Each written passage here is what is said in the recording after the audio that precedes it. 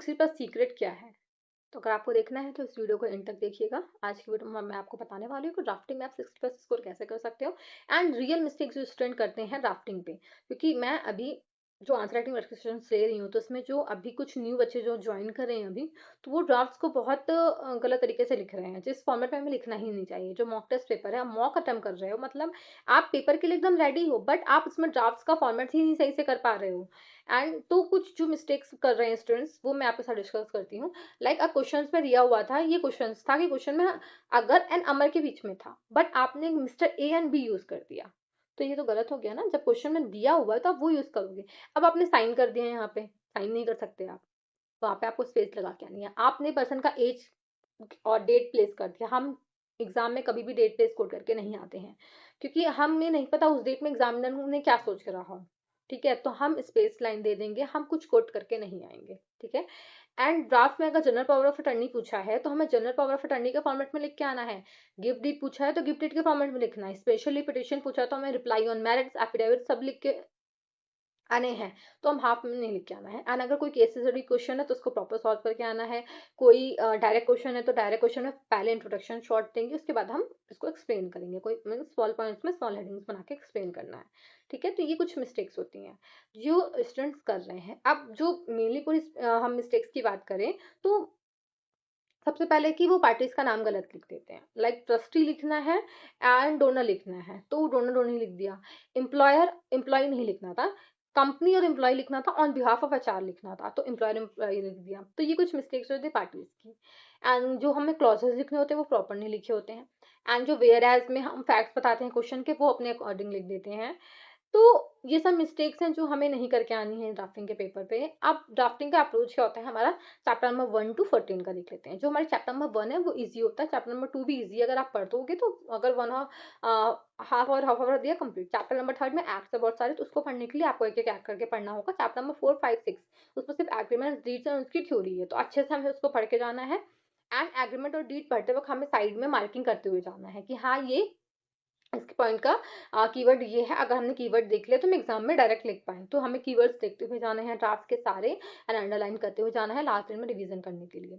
उसके बाद हम जब ड्राफ्ट को पढ़े तो उसकी जो पार्टीज के नेम है उसको भी ड्राफ्ट में साइड पे पहले ही हाईलाइट करके कर लेंगे, लिख लेंगे साइड में। और इसकी एक लिस्ट बना लेंगे जिससे हम इजीली रिवाइज कर सके। एक क्लॉजेस की लिस्ट, एक ड्राफ्ट्स की लिस्ट, एक सारे ड्राफ्ट्स का पेज नंबर वाला लिस्ट, और जो यूनिक और टफ ड्राफ्ट जो आपको टफ लगते हैं एक उसकी लिस्ट। ये सारी हमें लिस्ट बना के रखनी है जिससे हम इजीली ड्राफ्ट को अटेम्प्ट कर पाएंगे। एंड जब अगर हमने सब मार्किंग करके रखी है तो हम इजीली रिवाइज भी कर पाएंगे सबको। एंड शीट हमारे पास तो इजीली जल्दी रिवाइज हो जाएगा।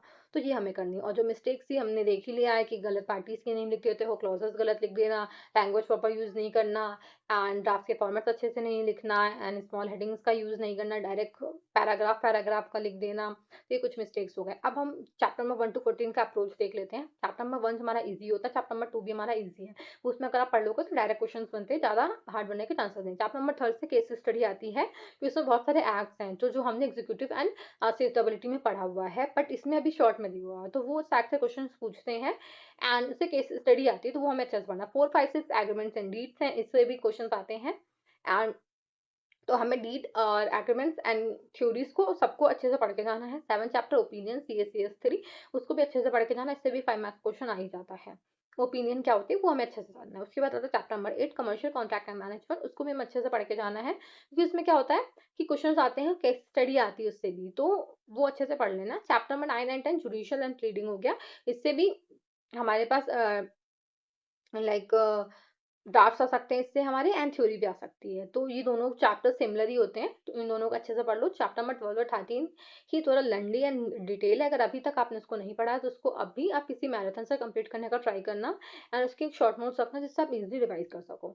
फिर चैप्टर नंबर 14 अपीयरेंसेज होता है। अपीयरेंसेज में भी ज़्यादा कोई टफ नहीं है, डायरेक्ट क्वेश्चन ही बनते हैं। एंड चैप्टर नंबर 11 एडवोकेसी से भी डायरेक्ट क्वेश्चन बनने के चांसेस हैं।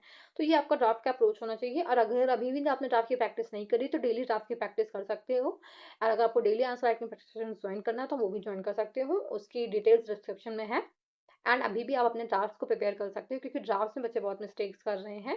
एंड एक ये भी होती है कि ड्राफ्ट में टाइमिंग हमारी, अब अगर आपने अभी प्रिपेयर नहीं करा ड्राफ्ट को कैसे लिखना, तो आप अगर पेपर में 5 मार्क्स के ड्राफ्ट में 18 मिनट्स दे दोगे, तो आप और क्वेश्चन कैसे कंप्लीट करोगे? तो आपको टाइम बेस्ड प्रैक्टिस करनी है ड्राफ्ट्स की, टाइमर लगा के करना प्रैक्टिस ड्राफ्ट्स की, एंड प्रॉपर आपको ड्राफ्ट का एक मॉक दे के जाना है, कि जिससे आपको पेपर का अप्रोच पता होगा कि आपको पेपर में कैसे क्या टाइम देना है, एंड कितनी देर में कितना क्वेश्चन कंप्लीट करके आना है। ये कुछ ड्राफ्टिंग की अप्रोच है। एंड इसके जो शॉर्ट्स फॉर्म में वीडियोस हैं, ये 3 फॉर्म्स में इसकी वीडियोस ऑलरेडी अपलोडेड है, शॉर्ट्स में, वो भी आप रेफर कर सकते हो। एंड ये इसकी डिटेल्ड वीडियो थी। तो मिलते हैं नेक्स्ट वीडियो में। Thank you guys.